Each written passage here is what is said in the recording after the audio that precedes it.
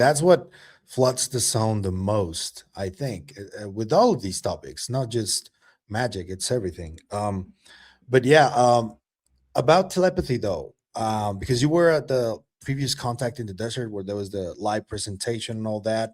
Yep. Have you marinated what you saw Yeah. enough to know if it's, convinces Yeah. you or anything? Or Yeah. I'm not convinced based on what I saw. Absolutely not.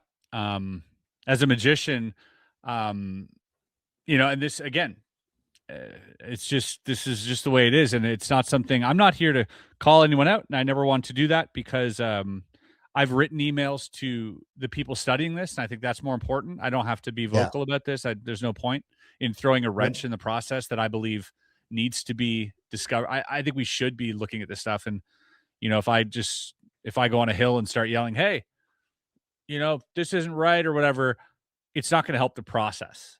I think yeah, it was my duty to reach out to the people like Dr. Diane Powell, like Hakeem Isler, and I've said what I had to say about things that I've seen, but I'm confident. In fact, I have in private reproduced the exact results under the same conditions, and so let that speak for itself, yeah, right? If there's people that say, well, it's genuine, this doesn't negate the fact that it's genuine. This negates the idea that it was done under test conditions. yeah. And Well, so I think you need to increase the standard for which you test and yeah, include the input from someone who has quite literally made a living fooling people. And if you do that, then I'm happy to, be the biggest champion of this. yeah. But until that's done, I have to remain skeptical because all of the options haven't been exhausted yet. Yeah. It's a little because I got excited when this all came out, and I've already seen a couple of things that made me go, Hmm. huh. But something that I did experience was that back in 2006, under the influence of a really strong psychedelic, Which one? LSD, Okay. uh, uh, me and another two people heard each other's voices and Whoa. started having a conversation between each other and without Whoa. opening our mouths the whole night. It was Whoa. Valentine's Day 2006, and we knew somehow that when we were Almost going 10 to years ago. sleep. Yeah, no, 20, I think. Wait, 2006? 2006. Yeah. Almost 20 years ago to the day. Yes, and it's never happened since. But we like I asked them recently, and I was like, "Did this really happen?" They were like, "Yeah, it did happen. We can't explain how, but it did happen, and it was really, really wild."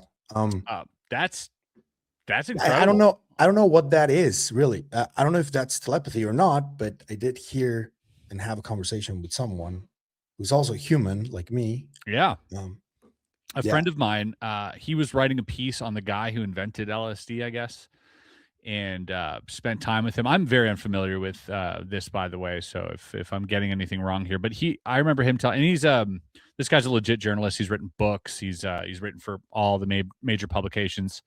Um, his name is Ian Frisch. He's a good friend of mine, and he was telling me about this one experience he had where he went to go see this person he was writing the story on, and the person gave him a vial of an LSD variant that is not found on the market.